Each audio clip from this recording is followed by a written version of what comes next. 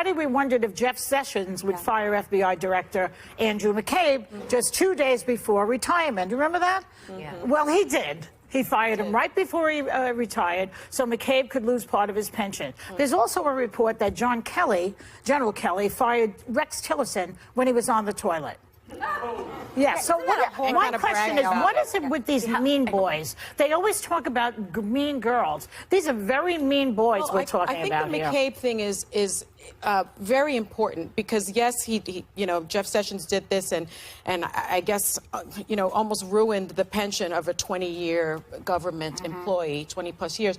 But if you look at President Trump's tweets this weekend, it appears that he is, I guess, thinking that McCabe and Comey and Mueller are all part of this alleged conspiracy, witch hunt to get him. And I think we should be very concerned about that because McCabe does have some memos about President. But McCabe also is accused. I mean, what's going on here, too, is that McCabe was accused of inappropriately leaking information to the Wall Street Journal regarding the Clinton Foundation. He says that Comey gave him clearance to do so, that the people underneath him could talk to journalists. Comey, under oath, said that he never sanctioned anyone giving any information to the press or leaking out. One of these two guys is lying. So when you're talking about people guessing about what's going on in the FBI and in these investigations, one way or another, someone lied under oath. I don't agree with that, actually, because if we don't really know why McCabe was fired because the IG's report hasn't been released. So that's why I'm surprised by the action, though, inappropriate allowed two officials to speak to reporters. That's why he was fired. You're allowing your people to... we haven't seen it. Like, it's kind of speculative, but that being said, if you look at what Comey said during his investigation, he said, I didn't leak anything, and I don't know anyone anonymously leaking anything. That is not necessarily a lie, because if he gave permission to his deputy... Then is it a leak? It's not necessarily a leak. Well, with all of this, there's also Stormy Daniels, so we'll be right back with more Hot Topics.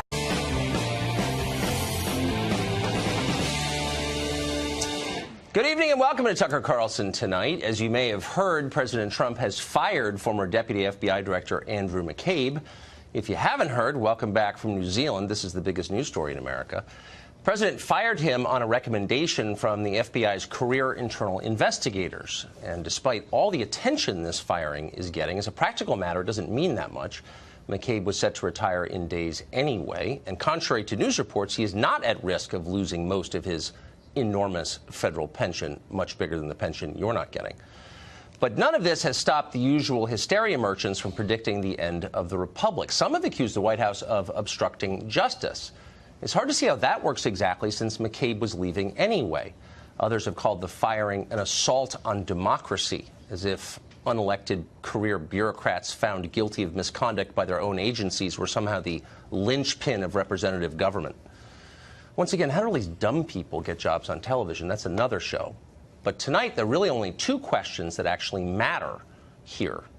First, did Andrew McCabe do anything wrong? And two, if so, did it justify his firing? Well, according to the FBI's Office of Professional Responsibility, McCabe allowed FBI agents to disclose sensitive information to the press, leak. He then lied to federal investigators about what he did. That's what the investigation found. Now, if McCabe really did that, losing his pension ought to be the least of his worries, because lying to the FBI is a felony. Try it and find out. Martha Stewart went to prison for that. Michael Flynn had his life destroyed over it. Mere mortals are not allowed to lie to the FBI. They wind up in handcuffs when they do. And, of course, it's a far greater threat to all of us when FBI officials lie. The FBI is the most powerful law enforcement agency in the world. It has near absolute power over you, the power of life and death. Yet, weirdly, nobody on CNN seems bothered in the slightest by any of this. One of the FBI's top officials caught lying about an active investigation? Whatever. No big deal. Punishing him is the crime here.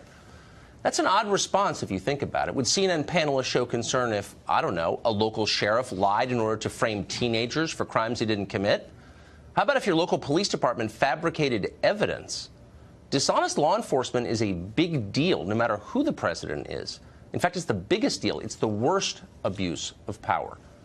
And yet, for some reason, our designated watchdogs, the very people who are supposed to be protecting us from this kind of third world nonsense, think it's totally fine, as long as the net result is a bad news cycle for Trump. Watch. This kind of thing that we saw with respect to Andrew McCabe is the kind of thing you would expect Putin to do. My problem is the timing and the way it all worked. It just seemed mean-spirited. The point is to tear down the credibility of all people involved with anything pertaining to anything that might look into this president, which leads one to believe that this is authoritarian behavior. There are kids getting shot in our schools. There's an epidemic of people dying from overdoses. And what is the president minding? These little vindictive, small, let's get rid of McCabe and let's deny him his pension. So whether you agree or not with the politics of the people you just saw, those are buffoonish points. Here's something that's not buffoonish, though. Over the weekend, the former head of the CIA, John Brennan, came completely unglued over McCabe's firing on Twitter, Twitter being the place where people like that now go to lose their minds. Here's the quote. "When the full extent of your venality, moral turpitude, and political corruption becomes known," Brennan wrote to the president, "you will take your rightful place as a disgraced demagogue in the dustbin of history," fingers smoking as he typed it. But here's the interesting part. In response to Brennan's tweet, the one you just heard, former UN Ambassador Samantha Power wrote this, quote, "Not a good idea to piss off John Brennan." Let that sink in. What the hell does that mean? The former head of the CIA is going to do what exactly in response? No wonder people are afraid of the deep state. This is what it looks like when it bares its fangs. Thwart us and we will destroy you. In case you're looking for a real threat to American democracy, and there are some, there you go. Alan Dershowitz is an emeritus professor at Harvard Law School, and he joins us tonight. Professor, it seems like there's only one of two options. Either the FBI internal investigators are corrupt and lying, or Andrew McCabe, the former deputy director, is corrupt or lying. Are there other options? And if so, which one of those is right? Well, there's a very simple way of finding out. Let McCabe waive his right of privacy and demand that the public see the Office of Investigation report, the Office of Professional Responsibility report. Then we can decide for ourselves whether or not this was a corrupt investigation or whether or not, in fact, McCabe is guilty of what I have called test-lying, and Comey is guilty of test-lying, because remember, their testimony today conflicts. McCabe basically says that he was authorized to make the leak by the head of the FBI. And the head of the FBI has said under oath that he has never authorized anybody to make a leak. So this whole issue of test-lying, which was on the front page of the New York Times just yesterday, is front and center. When the guardians need to have guardians, when the people who are supposed to protect us are test-lying, are testifying falsely for whatever reason, we, the public, have a right to know about that. Well, absolutely. And we want to live in a country where we can trust our most basic institutions like law enforcement and the judiciary. So, but put this in context for us. Well, I guess look, I don't know. I have not seen the report. And I'm taking it at face value, and maybe I shouldn't. My real point, however, is that the allegation is a very serious one, that the deputy director of the FBI might be lying about a current criminal investigation. Why are so many others dismissive of that, like it's no big deal? Larry Tribe, your former colleague at Harvard, for example. Why? Because everybody is so involved in this partisan conflict that anything that's done against Trump must be good according to the partisans on one side, and anything done against Trump must be bad according to the partisans on the other side. Remember, from day one, I said, do not appoint a special counsel. Have a nonpartisan investigative commission like the Commission of 9/11 that has incredible trust and that doesn't have a partisan dog in this race. And they have to be the ones to make this decision. Right now, the FBI has lost its credibility. The CIA is losing its credibility. Congressional committees aren't trusted by either side. It's not too late to convene a nonpartisan, congressionally authorized investigative commission to look into whether there was collusion, whether the Russians tried to interfere. Of course they did, but we need to have the evidence, and how to stop them from doing it again. That's what the American public is interested in, not finger-pointing by both sides. So let's just very quickly take Trump out of this, and if you could just send a message to your lifelong fellow liberals who care about civil liberties about the stakes here. What would it be like to live in a country where the chief law enforcement agency was actually corrupt, where its leaders were lying about investigations? How might that affect liberals down the road, would you say?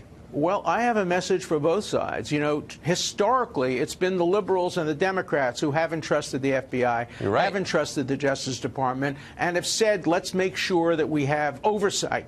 And it's been the Republicans and the conservatives who said, oh, anything the FBI says has to be correct, has to be true, even J. Edgar Hoover. Now we've seen it all flip because partisanship has overcome principle. And my message to both Democrats and Republicans is get back to principle and stop this partisanship. The American public is interested and cares about the truth from a nonpartisan point of view. They're sick and tired of a Republican truth, a Democrat truth, a Trump truth, an anti-Trump truth. We need the truth in a nonpartisan way. Right. You want your people with guns to be on the level, for sure.